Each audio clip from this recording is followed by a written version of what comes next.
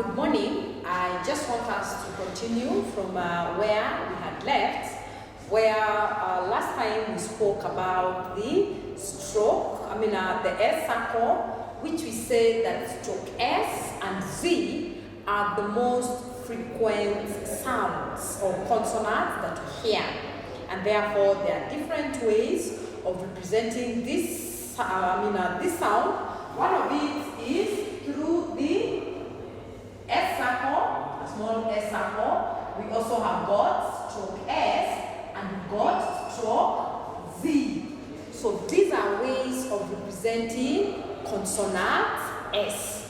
Now, I want us now to go to what we call the stroke S and Z. Now here, they're telling us, remember we said that the stroke the S circle can be used on straight, or it's written inside curves. Words like safe, either at the beginning, safe, or at the end, face, or in the middle of certain words. So the S circle can be used on curves, inside curves, either at the beginning, in the middle, and at the end of that curve. So we've got words like safe, face, where we've got the S sound coming first, the S sound coming last, and also the sound of S coming in the middle of certain words. We also say that the S circle can also be used on straight strokes. We've got words like pass. We also have got words like copies. We've got words like chose, etc. We also say that the S stroke can be written inside two straight strokes. That's why we've got words like desk, in the middle of a D and a K. Also a word like opposite, between a P and a T. So it is also written in three ways: inside curves, at the beginning, in the middle, at the end, on straight strokes, at the end of straight strokes, and in the middle of two straight strokes, a word like desk. So now I want us to talk about the S stroke. Now the S stroke, they're telling us here, we don't use the S circle. Instead, we use the S stroke. Remember, the S stroke is written like that, and the Z stroke is written like that. So they're telling us, when do we use the S stroke and when do we use the Z stroke? Now they tell us, if a word begins with the sound of a Z, the Z stroke is used. So we don't use the S circle, we use the Z stroke. For example, a word like zoo. The first sound that here is a zoo, We've got a word like zeal. We've got a word like Z. So we get to hear the sound of the Z. What comes first is the sound of a Z, and therefore we use the Z stroke and not the S circle. Okay? Then also they're telling us, when a word begins with a vowel followed by the sound of an S or a Z, stroke S or Z must be written in order to place the initial vowel sign. So they're telling us, when you get to hear the sound of a vowel coming fast,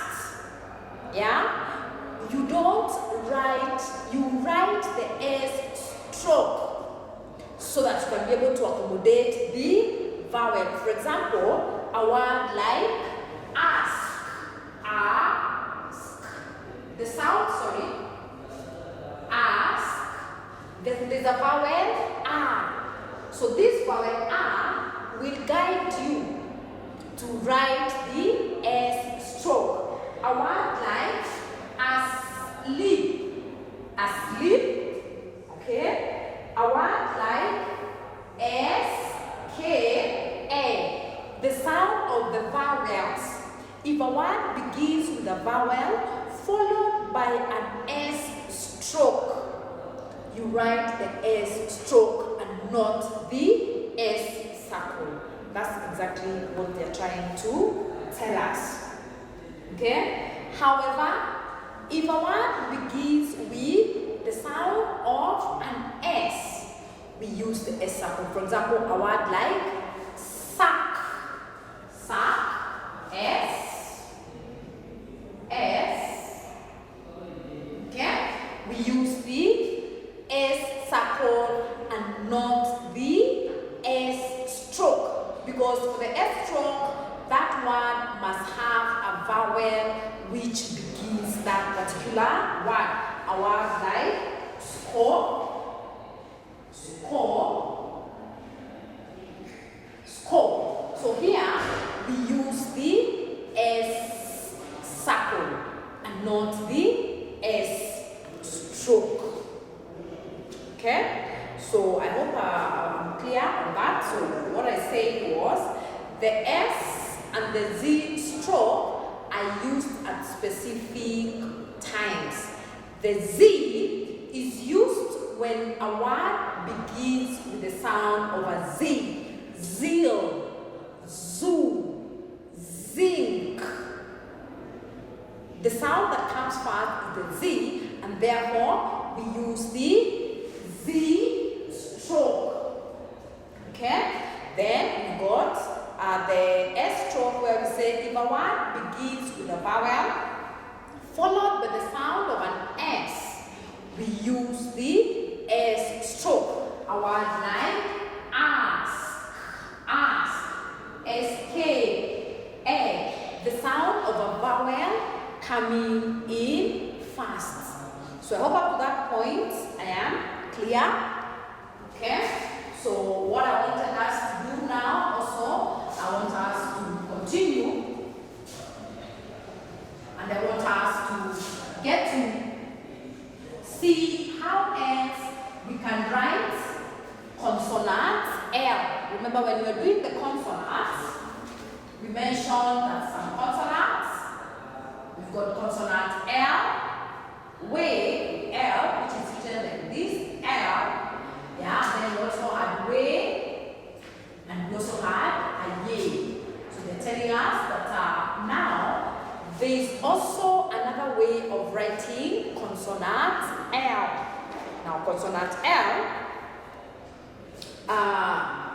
although L is usually written upwards as in this position, sometimes it is easy or it is easier to write it downwards.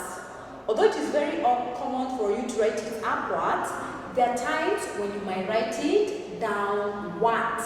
Okay? So they're telling us circumstances under which now we don't use the upward L, instead we use the downward L. So they're telling us when stroke L precedes or follows an S circle attached to a curve, it is written in the same direction as the S circle. So they're telling us with the sound of an L followed by an S circle, or the sound of an S and a curve, we write a downward L. For example, a word like listen. Listen, it's a downward L with a curve, with the sound of an N and a curve N. So a downward L followed by the sound of an S and also followed by a curve. Remember curve, we've got M, N, F, V, those are what we call the curves. So when we've got the sound of a curve, or the sound of an L followed by an S circle, the sound of an S followed by a curve, you write it the downward L. We've got a word like senselessly. Yeah, there's a sound of an S followed by a calf N and another S and a downward L and another S and a downward L.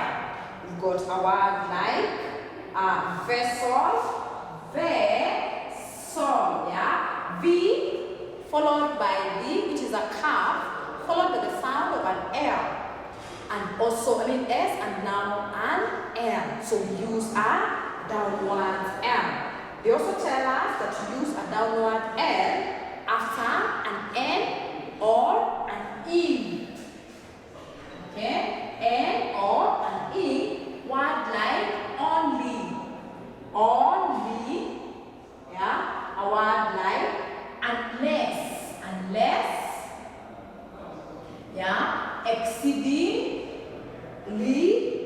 cannot, yeah. We also use a downward N after an N, the sound of an N, or an E.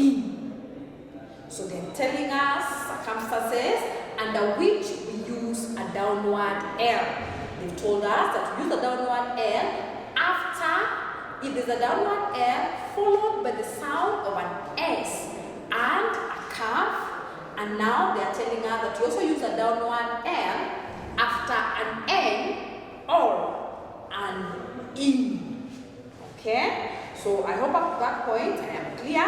Now also the other circumstance under which we use a downward L is that when a word begins with a vowel followed by the sound of an L and a simple horizontal stroke, we write also the downward L. So they're telling us also that the downward L is used also when there's a sound of a vowel. If a word begins with a vowel followed by an N and a simple horizontal stroke. Horizontal strokes are E, M, N, etc.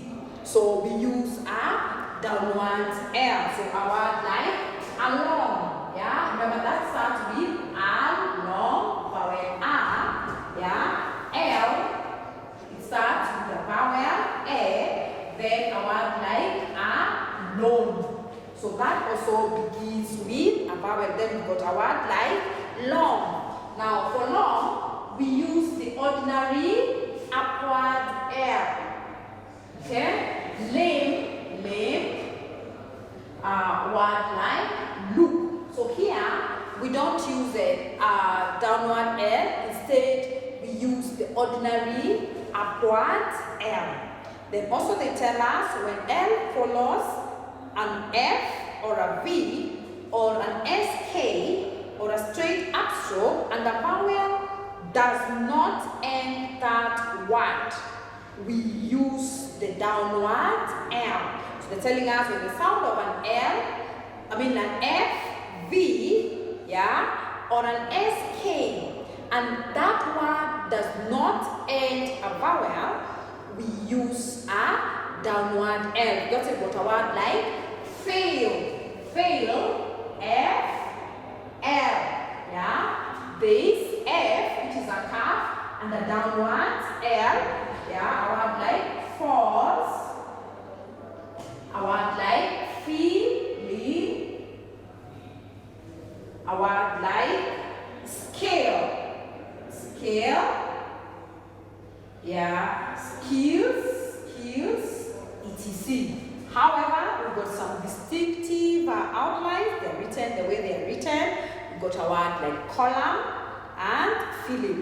However, as you already see, when a vowel ends the word, when there's a sound of a vowel which ends the word, L is written upward. With the sound of a vowel at the end of an L, we write the upward L. For example, a word like fully,